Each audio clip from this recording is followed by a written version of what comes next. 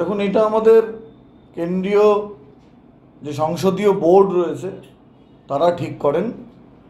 খুব শীঘ্রই আমাদের প্রার্থীও ঘোষণা হবে। না, এটা যেটা একটা প্রবলেম হয়েছে যে ওই বহিরাগত নয়, ভূমিপুত্র চাই। দেখুন,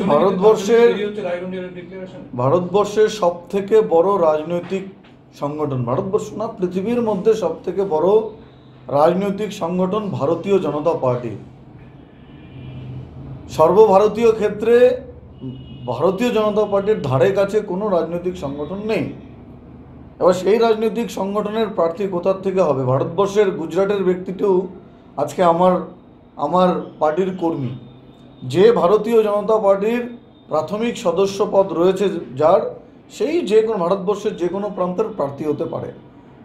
এখানে কোনো বহিরাগত স্থানীয় এই বলে কিছু নেই।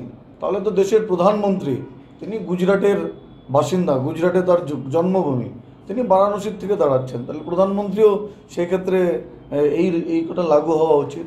সেজন্য এই ধরনের রিউমারের কোনো দাম নেই, কোনো ভিত্তি নেই।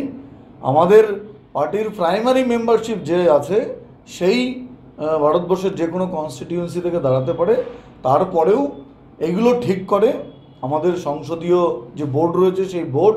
আর আপনারা জানেন, ভারতীয় জনতা পার্টি এটি শৃঙ্খলাবদ্ধ, সুশিক্ষিত মানুষদের নিয়ে একত্রিত করে আর এই দলটি চালায় আমাদের পলিসি মেকাররা।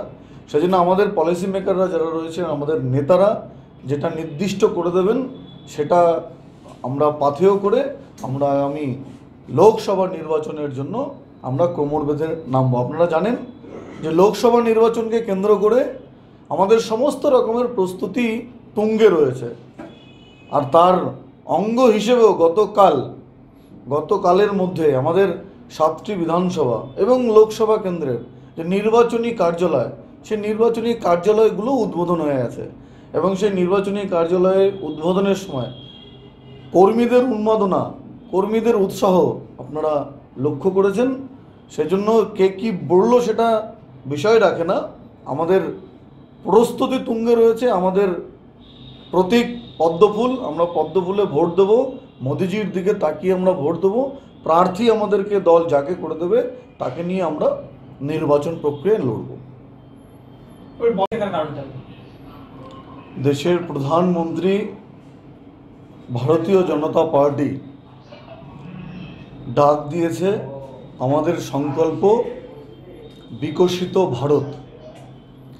বিকশিত ভারত গড়ার লক্ষ্যে এবং বিকশিত ভারতের রোডম্যাপ কি হবে সেটা একটা মোদিজির চিন্তনে রয়েছে, তার কাছে রয়েছে। তারপরেও বিকশিত ভারত করার ক্ষেত্রে দেশের সাধারণ মানুষ তাদের পরামর্শ মোদিজিকে সরাসরি দিতে পারেন।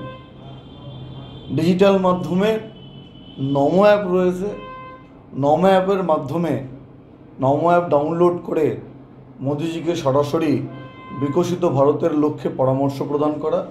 তার সাথে সাথে আমাদের কার্যকর্তারা প্রত্যেকটি মণ্ডলে, গ্রামীণ ক্ষেত্রে, গ্রামে গ্রামে এরকম একটি বাক্স আর এরকম একটি পত্র নিয়ে যাবে, যে পত্রকে পরামর্শ দেওয়ার জন্য আহ্বান করা হয়েছে। আপনার পরামর্শ আমাদের সংকল্প, এরকম লেখা কলম তুলুন, বিকশিত ভারতের জন্য পাঠান আপনার পরামর্শ।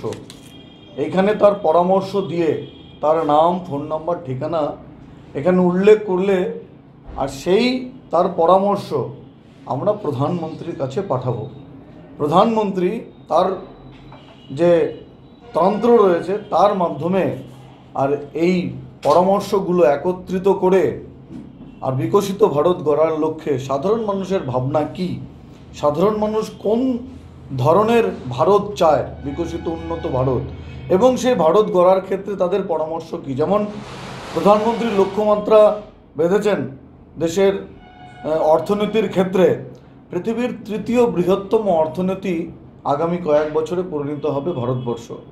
5 ট্রিলিয়ন ইকোনমির অর্থনীতিতে পরিণত হবে ভারতবর্ষ। তার সাথে সাথে সারা বিশ্বে ভারতবর্ষের অর্থনীতি, সমাজনীতি, রাজনীতি, ধর্মনীতি এবং ভারতবর্ষের যে দবদবা এই শব্দটাই আমি ব্যবহার করছি, যে সারা পৃথিবীতে আজকে ভারতবর্ষকে সারা পৃথিবী মান্যতা দিচ্ছে, পৃথিবীর সমস্যা সমাধানের জন্য ভারতের দিকে তাকাচ্ছে। আর এটা তখনই সম্ভব আমরা যেটা বলি যে বিশ্বগুরু ভারতবর্ষ, বিকশিত ভারতের মাধ্যমে সেই স্বপ্ন আমাদের পূরণ হবে। আর তার জন্য জেলার আপামর সাধারণ মানুষের কাছে আবেদন রাখছি আপনাদের মাধ্যমে, আমাদের কার্যকর্তারা এরকম বাক্স এবং এরকম কাগজ পত্রক নিয়ে যাবে, সেখানে আপনারা আপনাদের পরামর্শ দিন, সুচিন্তিত পরামর্শ দিন। সেই পরামর্শ অনুযায়ী দেশের প্রধানমন্ত্রী আগামী দিনে দেশের উন্নয়নে বিকশিত ভারত গড়ার ক্ষেত্রে তার রোডম্যাপ তৈরি করবে। আপনি কি একজন বইপ্রেমী, কিংবা আপনি কি বই পড়তে ভালোবাসেন কিন্তু আপনার পছন্দ মতো বই কোথা থেকে ক্রয় করবেন ভাবছেন?